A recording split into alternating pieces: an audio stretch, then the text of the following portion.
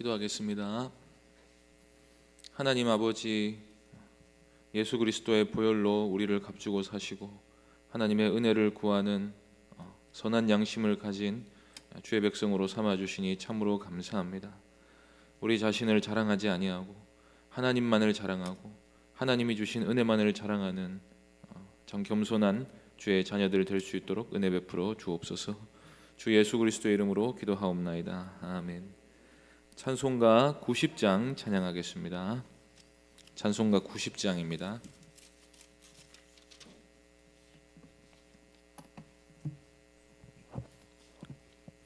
찬송가 90장 함께 찬송하겠습니다. 주 예수 내가 알기 전 날 먼저 사랑했네.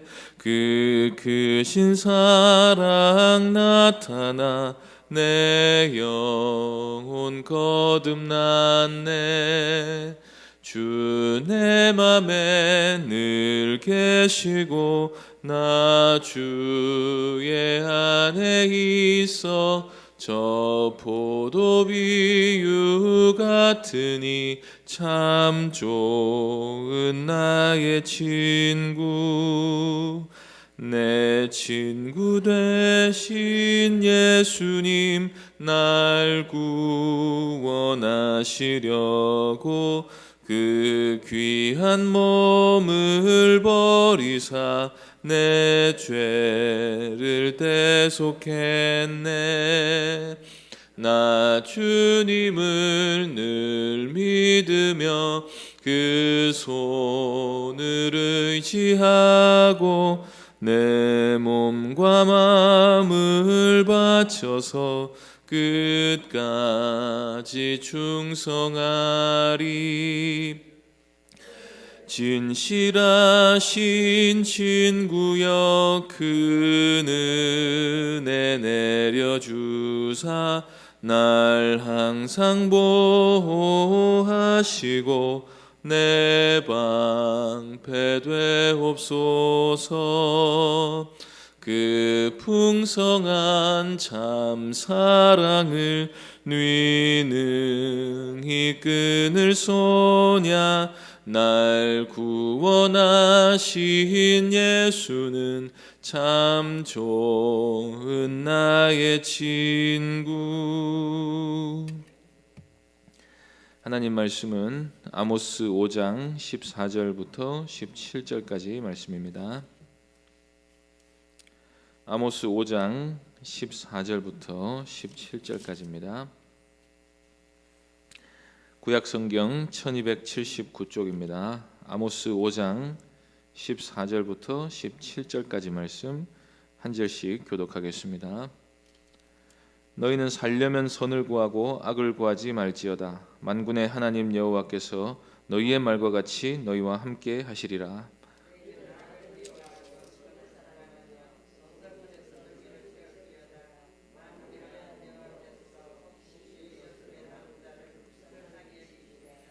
그러므로 주 만군의 하나님 여호와께서 이와 같이 말씀하시기를 사람이 모든 광장에서 울겠고 모든 거리에서 슬프도다 슬프도다 하겠으며 농부를 불러다가 애곡하게 하며 울음꾼을 불러다가 울게 할 것이며 모든 포도원에서도 울리니 이는 내가 너희 가운데로 지나갈 것임이라. 여호와의 말씀이니라. 아멘. 이 시간 살려면 선을 구하라 하는 제목으로 하나님 말씀 전하겠습니다. 하나님은 사람을 교제의 대상으로 창조하셨습니다. 즉 함께 하시려고 창조하셨다는 것입니다. 우리가 하나님을 사랑하기 전에 하나님이 먼저 우리를 사랑하셨습니다. 이것은 인간이 타락하기 전에도 마찬가지 원리입니다. 이스라엘에게 성막을 지으라 하신 것은 내가 그들 중에 거할 성소를 지으라고 하신 것입니다. 하나님이 이스라엘을 애굽에서 건지시고 언약을 맺으신 것은 그들과 함께 하시기 위해서입니다. 호세아식으로 표현하면 하나님은 이스라엘과 결혼하셨습니다. 그리고 내가 거룩하니 너희도 거룩하라고 명령하셨습니다. 왜 이스라엘이 거룩해야 합니까? 거룩해야 하나님과 함께 살 수 있기 때문입니다. 물론 이스라엘도 하나님이 함께 해주시면 좋습니다. 하나님은 이스라엘이 언약을 지키면 너희의 하나님이 되어주겠다고 말씀하셨습니다. 하나님이 우리 편이시다, 우리의 하나님이시다 하는 사실보다 더 복된 일이 어디에 있습니까? 하나님이 우리 하나님이 되시면 우리의 모든 복지를 다 책임져 주시는 것입니다. 대적의 손에서 건지시고 나라가 은혜 안에서 날마다 부강해지는 것입니다. 그런 약속을 하나님이 이스라엘과 맺으셨습니다. 하나님이 존재하지 않는다고 우기지 않는 이상 이스라엘은 하나님이 항상 자기와 함께 하시기를 빌어야 합니다. 만일 하나님이 함께하지 않으시면 이스라엘은 불안에 빠질 수밖에 없습니다. 그런데 이스라엘은 하나님이 어떻게 해야 자기들과 함께 하는지를 오해하고 있습니다. 여호와 앞에 열심히 제물을 바치고 성회를 크게 하고 신전을 웅장하고 아름답게 꾸미면 하나님이 기뻐하신다고 믿었습니다. 이것은 사실상 이방 종교를 모방한 형태였습니다. 우상 숭배자들은 하나같이 복을 받기 위해 제물을 바칩니다. 헌물을 하고 무당에게 복채를 줍니다. 제사장들의 중보가 필요하기 때문에 제사장이 요구하는 금액이 아무리 커도 다 부담합니다. 그런 식으로 주로 물질로 자기의 헌신을 표현합니다. 그것도 부족하면 자해 등과 같이 신체의 고통을 가하는 식으로 하나님께 대한 사랑과 헌신을 표현합니다. 이 정도 간절하다는 것을 보여줍니다. 그러면 신이 감동을 받아서 마음이 움직여 기도를 들어줄 거라 믿습니다. 정기적인 제사와 헌물과 예배 참석은 하나님이 우리와 함께 하신다는 의식을 강화시켜주고 유지시켜줍니다. 예배에 빠지는 쪽보다 출석하는 쪽이 하나님의 함께 하심에 대한 믿음이 더 클 수밖에 없습니다. 그래서 그들은 담대히 이렇게 말할 수 있었습니다. 하나님이 우리와 함께 하시니 우리나라의 영광은 영원할 것입니다. 하나님이 우리와 함께 하시니 여러분의 가정은 범사가 잘 되고 형통할 것입니다. 믿으시기 바랍니다. 저는 복음이 들리지 않는 교회에서 하나님이 우리와 함께 하신다 하는 말을 정말로 많이 남발한다는 사실을 발견했습니다. 이 생에서의 번영과 안전을 누리고 싶은 사람에게 가장 중요한 관심사는 하나님이 우리와 함께 하시느냐 마시느냐 하는 것입니다. 하나님이 함께 하시기만 하면 무슨 걱정이 있겠습니까? 하나님이 눈동자처럼 지키고 보호해 주셔서 어떤 어려움이라도 이기게 해주시고 만사가 형통하게 해주시지 않겠습니까? 그래서 예배당에 앉아있는 사람들에게 무차별적으로 하나님이 우리와 함께 하시니 염려하지 말라는 말을 늘어놓습니다. 그런데 우리가 분명히 알아야 할 것은 거듭나지 않는 사람 속에는 하나님이 전혀 계시지 않는다는 것입니다. 하나님으로부터 소외된 죄인이 교회에 왔다는 이유만으로 스스로 하나님이 우리와 함께 하신다는 착각을 갖게 하는 것은 매우 위험한 일입니다. 그런 사람들에게는 그 영혼이 지금 안전지대에 있지 않다는 사실을 깨우쳐 주는 일이 우선입니다. 어려서부터 교회에서 자라서 기독교라는 종교를 가지고 있는 사람에게는 이런 위험성이 더 높습니다. 오직 거듭난 사람만이 하나님이 함께 하시는 사람입니다. 예수를 주와 그리스도로 참되게 고백하는 사람만이 성령이 내주하시는 사람입니다. 그런 사람은 믿음을 가지고 하나님이 나와 함께 하신다는 고백을 오히려 해야 합니다. 그런 사람은 하나님이 나를 떠나실지도 모른다는 불신앙을 제거해야 합니다. 그래서 하나님이 함께 하신다는 말을 하는 것보다 더 중요한 것은 우리가 거듭나 참된 신앙을 가진 사람인지 아닌지를 분별하는 일입니다. 오늘 본문 14절 말씀에 비추어 우리가 알 수 있는 사실은 이스라엘 백성들이 실제로 하나님과 함께하는 삶을 살지 않으면서 상태에 머물러 있지 않으면서 말하자면 언약을 지키지 않으면서도 하나님이 우리와 함께 하신다는 말을 입버릇처럼 했다는 것입니다.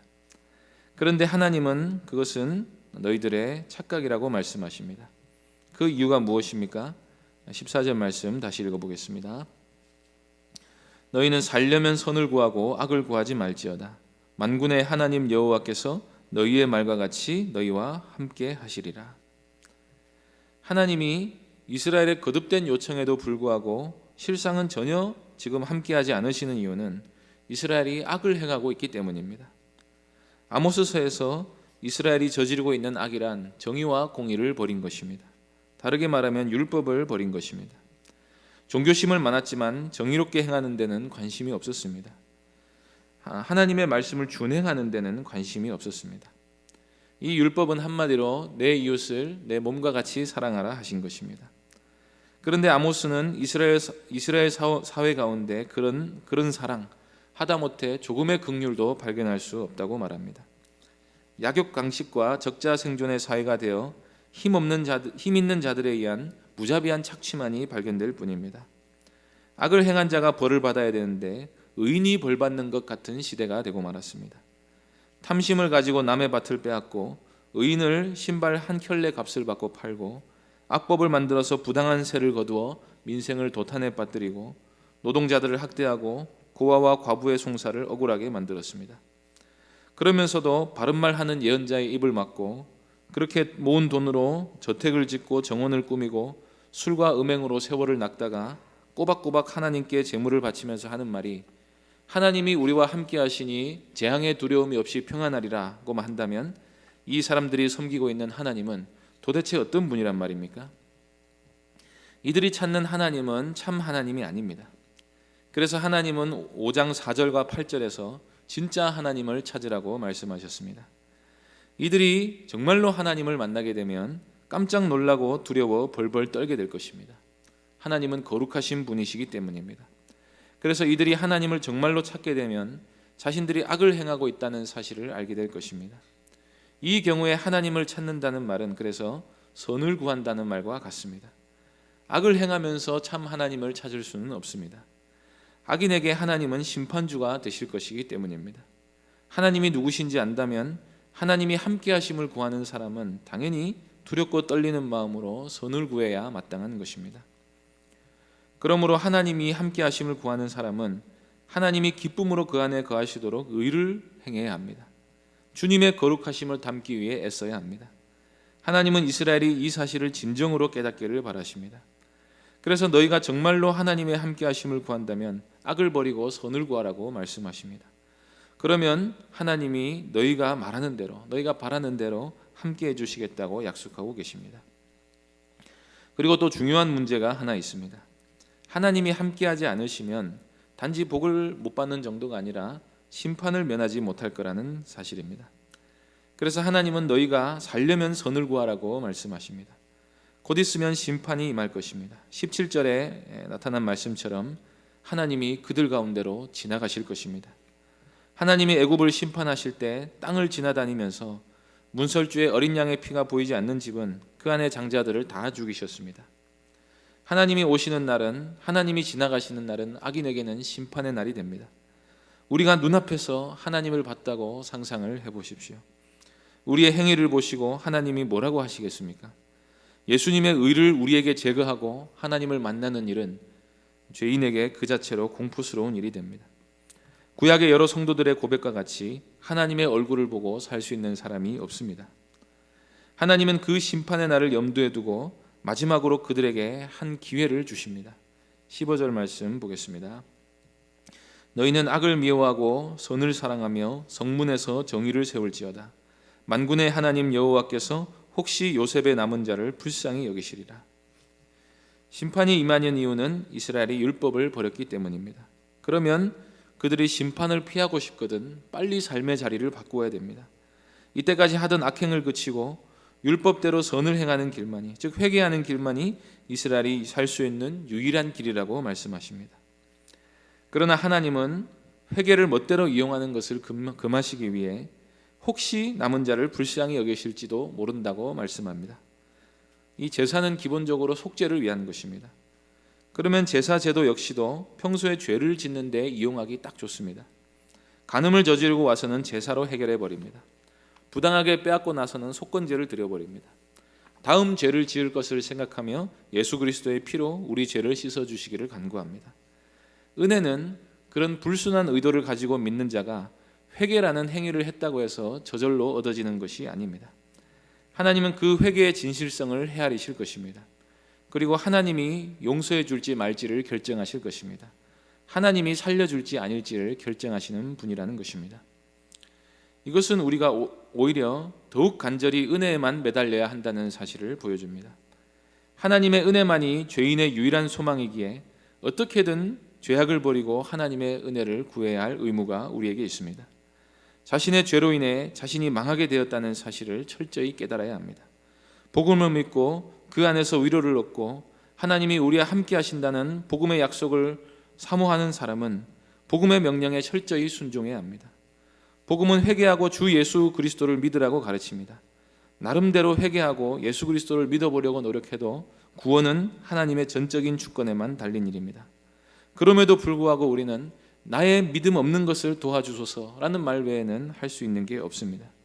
이 믿음이 우리 안에서 확인되고 우리가 죄를 미워하는 거룩한 성향을 가진 존재로 거듭나기 전까지 우리는 하나님이 우리와 함께 하신다는 말을 함부로 하지 말아야 합니다. 그리고 우리가 거듭난 신자이고 교회로 모였다 할지라도 악을 행하면서 하나님이 우리와 함께 하신다는 말을 너무 쉽게 하지 말아야 합니다. 성령을 근심하게 하면 우리 안에 계신 성령께서 탄식하며 근심하시다가 소멸해 버리십니다. 물론 떠나신다는 말이 아닙니다. 그러나 이 경우에는 하나님이 우리를 떠나신 것 같은 모습을 띠게 됩니다. 은혜가 없고 메마른 상태로 형식만 남아있는 신앙생활을 할 수 있습니다. 추구하는 것은 세상의 가치이고 하나님 나라와 상관없는 삶을 살 수 있습니다. 참 신자라도 죄 가운데 거하면 이런 상태에 빠질 수 있습니다. 이 성령 충만이란 무릇 하나님이 우리 안에 충만히 사시는 것을 의미합니다. 그 은혜를 풍성히 누리려면 우리가 하나님의 뜻을 따라 살아야 합니다. 주님이 기뻐하시는 일을 해야 합니다. 예수 그리스도와 날마다 교제하면서 예수님을 닮기를 힘써야 합니다. 그러면 하나님이 정말로 우리와 함께 하신다는 사실을 확신할 수 있게 되고 그 확신이 우리를 충만한 삶으로 인도하는 것입니다. 우리가 참된 신자라면 거듭난 신자라면 하나님이 영원토록 우리와 함께 하십니다. 그러면 그 은혜에 머물러 살 뿐 아니라 주님이 우리 안에 우리가 주님 안에 거하는 충만한 교제 가운데 들어가도록 계명을 지켜 행하시기 바랍니다. 요한복음 15장 10절에서 주님은 이렇게 말씀하셨습니다. 내가 아버지의 계명을 지켜 그의 사랑 안에 거한 것 같이 너희도 내 계명을 지키면 내 사랑 안에 거하리라. 주님의 사랑 안에 거하는 삶은 계명 안에 거하는 삶입니다. 거듭난 신자는 이 하나님과 함께하는 삶이 너무 좋기 때문에 계명을 지키려고 애쓰는 사람입니다. 함께하여 주시기를 구하는 사람은 말씀을 지켜야 됩니다. 이 사실을 늘 기억하시고 오늘도 이 진리와 함께하는 복된 성도님들 되시기 바랍니다. 기도하겠습니다. 하나님 아버지, 우리를 거듭나게 하셔서 산 소망을 허락해 주시고 우리 안에 내주하셔서 영원토록 함께 하시는 이 귀한 은혜를 베풀어 주시니 감사합니다. 그런데 하나님이 우리와 함께 하실 때는 우리로 하여금 하나님의 말씀을 사랑하고 좋아하고 의지하면서 순종하는 존재로 변화시켜서 우리와 함께 하시는 줄로 믿습니다. 그러므로 하나님, 우리 안에 우리가 죄를 지으면서 하나님의 함께 하심을 구하는 어리석은 신앙생활하지 않게 하여 주시고 오직 진리 안에 거하면서 의를 행하면서 하나님의 함께 하심을 구하는 거룩한 성도들이 되게 하여 주옵소서. 주 예수 그리스도의 이름으로 기도하옵나이다. 아멘. 하늘에 계신 우리 아버지여, 이름이 거룩히 여김을 받으시오며 나라의 임하옵시며 뜻이 하늘에서 이룬 것 같이 또 이루어지이다. 오늘날 우리에게 일용할 양식을 주옵시고 우리가 우리에게 죄 지은 자를 사하여 준 것 같이 우리 죄를 사하여 주옵시고 우리를 시험에 들게 하지 마옵시고 다만 악에서 구하옵소서. 대개 나라와 권세와 영광이 아버지께 영원히 있사옵나이다. 아멘. 이 시간 말씀을 기억하며 오늘도 말씀에 순종하는 삶을 살게 해달라고 기도하시고 오늘 있을 대신방을 위해 기도해 주시고 또 교회당 건축을 위해 계속해서 기도해 주시고 개인적으로 기도하시기 바랍니다.